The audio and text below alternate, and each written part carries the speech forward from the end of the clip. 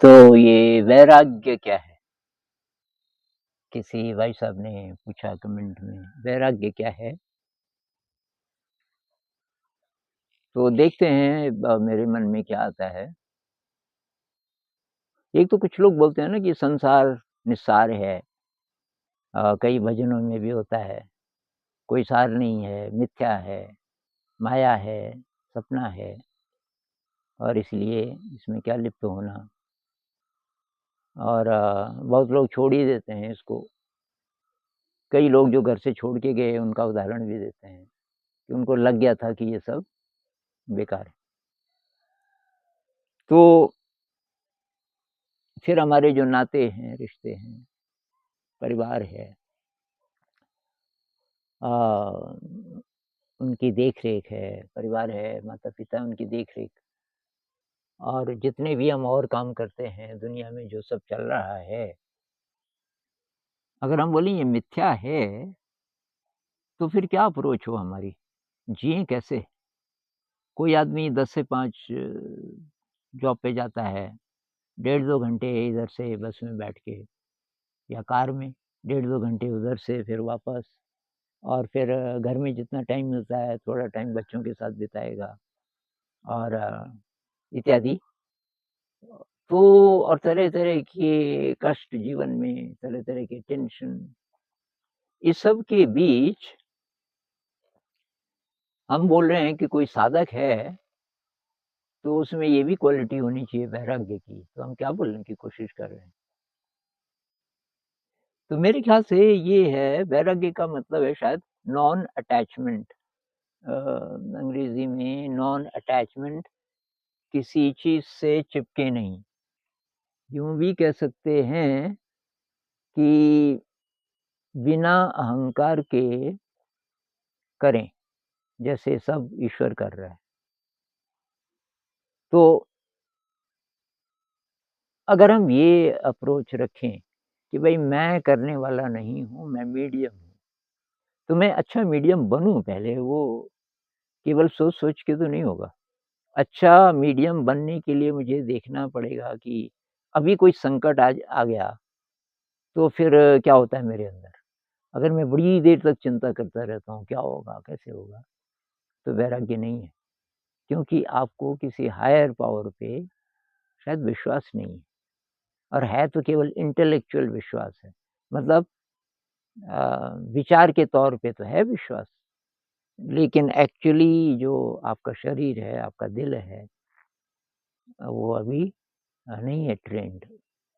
तो और दूसरी बात ये कि कहीं किसी की डेथ हो गई, तो क्या हमें कुछ फ़र्क नहीं पड़ना चाहिए? भई फ़र्क तो पड़ेगा, पर कितनी देर? फ़र्क पड़ेगा, इंसान हैं, लेकिन साथ-साथ ये याद रहे भई ईश्वर की लीला है। तो हम अपना काम बेस्ट करें, कोई बीमार है, हम उसकी सेवा करें, उसके लिए प्रार्थना भी करें और हर प्रार्थना के अंत में बोलें, हे ईश्वर तू तो सब जानता है, जो तेरी मर्ज़ी है होगा तो वही। लेकिन मैं ये प्रार्थना भी मेरी तरफ से है कि ये ठीक हो जाता तो अच्छा था, बाकी तेरी मर्ज़ी। तो इस तरह से क्या हम तटस्थ रह सकते हैं?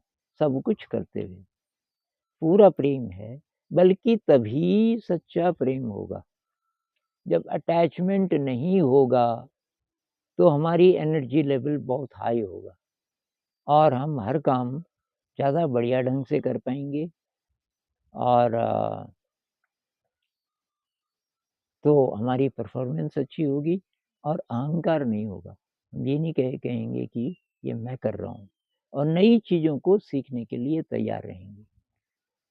एक बार किसी स्कूल में किसी ने मुझे बुलाया, बहुत पहले की बात है, कि आनंद जी थोड़ा-सा ना ये टीचर्स के साथ बातचीत कर लीजिए, हमारे यहाँ की मैथ पढ़ाने के कोई अच्छे तरीके नहीं। तो मैंने कहा, मैथ टीचर से मैं बात करता हूँ। तो एक सीनियर मैथ टीचर थे, रिटायर्ड बैंक मैनेजर, काफ़ी बुज़ुर्ग आदमी, काफ़ी ज्ञानी भी। लेकिन वो अब ये इनोवेटिव मेथड्स तो उन्होंने कभी सीखे नहीं थे और तब 2-3 और टीचर्स थे, तो उनको मैं 1 घंटे से बता रहा था कि आपको भई कि कहाँ-कहाँ दिक्कत आती है, आपको भिन्न सिखानी है 1/2 धन 1/3। तो उसके ये तरीके हो सकते हैं, ब्लैक बोर्ड पे नहीं, सचमुच के मटेरियल से, 3 डिमेंशनल मटेरियल से ये सब हुआ। वो भी मुस्कुरा रहे थे।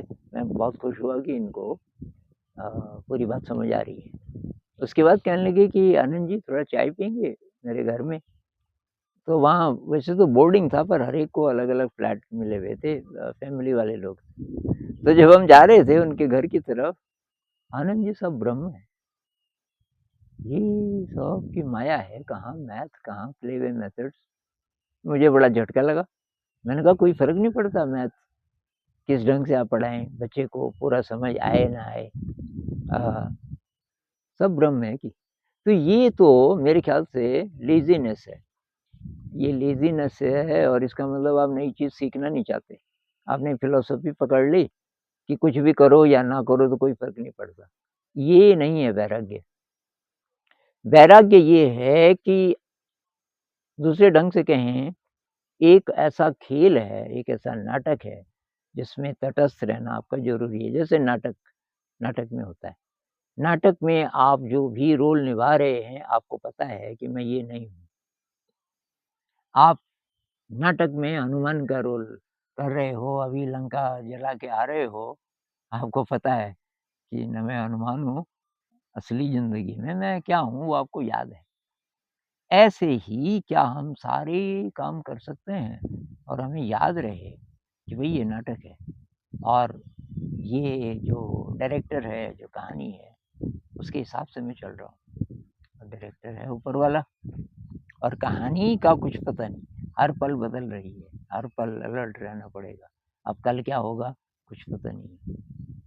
तो वैराग्य का मतलब अटैचमेंट नहीं किसी चीज़ से और जिन चीज़ों से है अटैचमेंट, तो धीरे-धीरे करके ट्रेनिंग लेनी पड़ेगी कि कैसे करके ये जो फालतू चिपकाव है ये ना हो।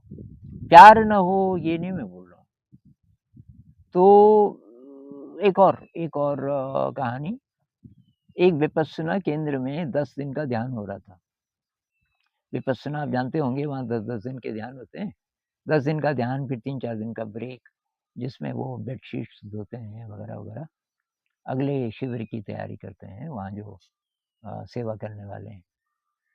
तो 10 दिन का शिविर चल रहा था और अभी शायद 7वाँ 8वाँ दिन था। तो वहाँ जो धम्म सेवक थे उन्होंने एक आदमी को जब जैसे ब्रेक आया कि आपके घर से कोई बुरी सूचना आई है। तो उन्होंने कहा कि बुरी सूचना ये है। अ, क्या? तो ये बात शायद अहमदाबाद की है जब वहाँ भूकंप आया था कि आपके घर में सब मर गए। जो आपका जो मकान है, बहुत बड़ा मकान था उनका और पता नहीं क्या जॉब में थे या उद्योगपति थे, लेकिन सारा फ्लैट हो गया और उस बिल्डिंग में शायद ही कोई बचा हो कि सबकी डेथ हो गई, आपकी पत्नी, आपके बच्चे। तो इस आदमी ने आँखें बंद की, करीब 1 मिनट, फिर बोले कि ये अगला कोर्स कब हो रहा है 10 डे? कि अगला कोर्स तो ये खत्म होगा, उसके बाद 3 दिन का ब्रेक है, उसके बाद हाँ, उसमें भी मेरा नाम लिख लीजिए और चला गया। बहुत हैरानी हुई सबको। तो जब उनका कोर्स खत्म हो गया तो तब बोल सकते थे, कोर्स के दौरान तो मौन रहता है। तो उनको पूछा और लोगों ने, वो सारे मर गए आपके परिवार में? मकान जो आपने पता नहीं कितने-कितने अ, कैसे-कैसे सपने संजोए होंगे और फिर ब बनाया होगा उसको, सब खत्म हो गया, आपको कुछ नहीं हुआ? तो उस आदमी ने बोला, हुआ।